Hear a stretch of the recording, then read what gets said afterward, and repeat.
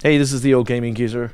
Today I am playing some Kerbal Space Program. Well, this is actually a week ago for me. I'm doing post-commentary. And what you're seeing here is my attempt to build something like the Lockeed Starclipper, which was a developed in the 1960s as a replacement for the Apollo program. It was a concept that Lockheed put forward as a service and crew transport for future space stations.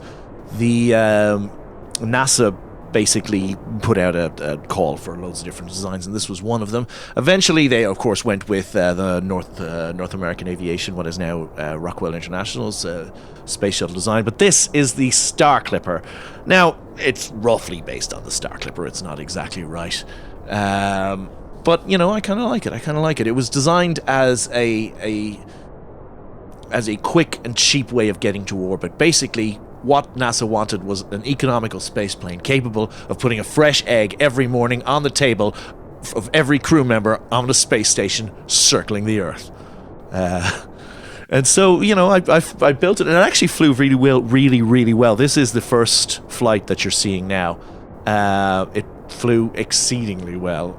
It didn't land exceedingly well, as you're going to see. Well, it did land well, but I just didn't really have the control to get it onto the runway, possibly because it's still quite full of fuel and not as light as it would be if it was coming back from orbit. But I kind of like it. It flies pretty well. I got it down. There we go. We're turning down, and landing gear coming out. All well and good.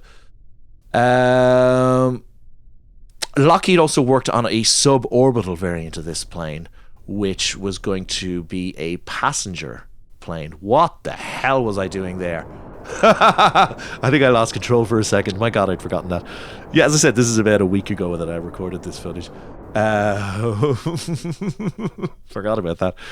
Yeah, so as I said, Lockheed were working on a variant of this as well, which was going to be a suborbital passenger liner. Which would have been cool as well. And this was in the 60s. This was about 1966 that they started working on this, and they went all the way up to 1971 when NASA decided to go with the Rockwell International Space Shuttle design. So, you know. And this was still in the early stages of the development of the ideas for an reusable orbital space plane. I believe that the Starclipper had jet engines as well for use in the atmosphere, and there we get it down nice and safely on the ground. Isn't that beautiful? Yeah, it also had would have had jet engines, and I actually tried a variant with the really small jet engines in KSP. There we go.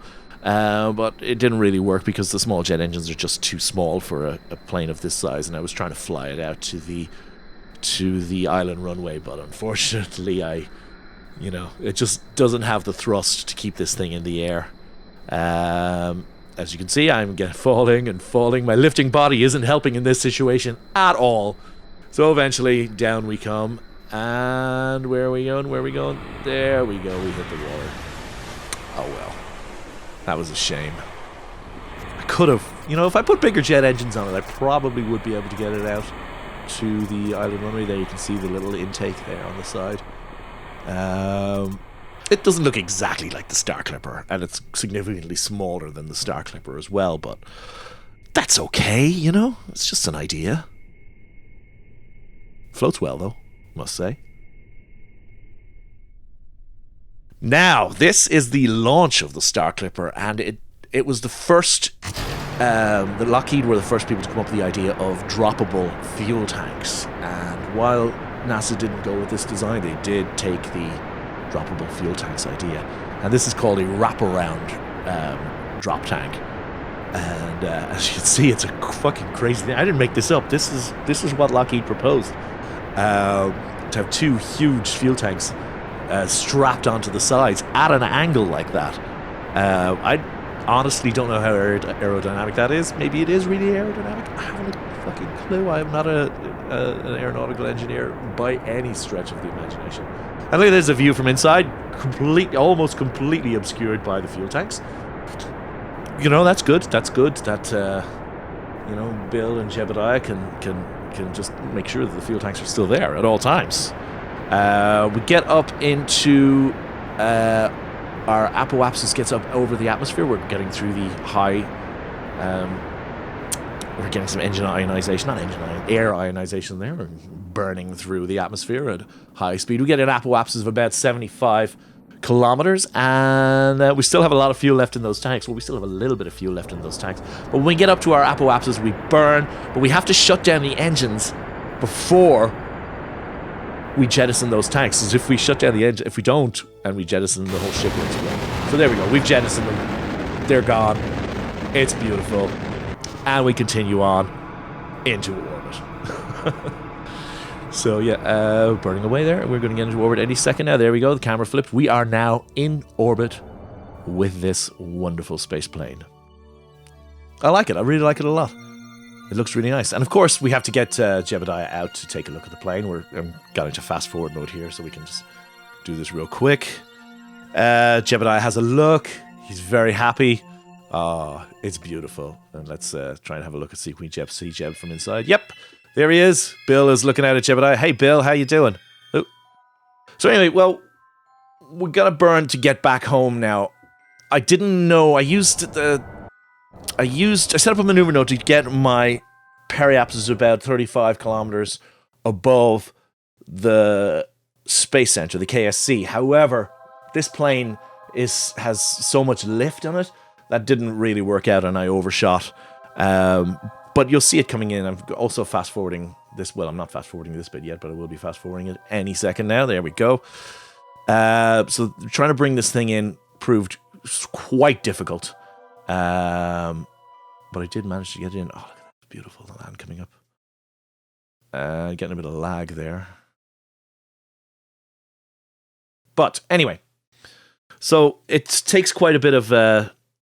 I actually started going back up at one point. You see my... I don't know what it's called. The meter that tells you if you're going up or down. It's actually going up. We started going up there for just a second. I'm going up again now. But I'm really trying to slow the plane down because there we go, overshooting the KSC right there. Didn't want to do that at all. My whole plan was to get down. Like, as you can see, I set my periapsis at 35 kilometers above the KSC, but I'm at 40 kilometers above the KSC because I'm actually going back up. Well, I'm not going back up now, but I was going back up, and I didn't realize it. So now I've just passed it, and I'm down to 35 kilometers above now. Also taking into account the orbiting of the planet.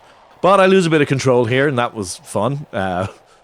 But I think I managed to I hope I managed to regain control. Yep, I'm struggling with the controls here, trying to get it back under control. Oh, we're flipping around like crazy. Okay, get it back under control. That's good. I'm trying to figure out, do I have enough fuel to get somewhere? Probably not. Plane actually turns really well. So I'm trying to get to the nearest island, which is that one over there. I don't have enough fuel, but really short. There, run out of fuel. And now we're just coasting all the way down. And it took a few minutes, but we got down and we splashed down to the ground. And it was horrible.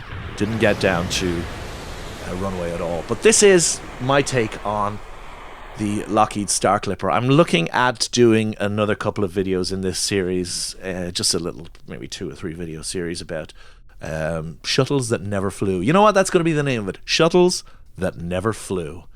This is the Old Gaming Geezer signing off. Good night. Farewell. Auf Wiedersehen. Adieu.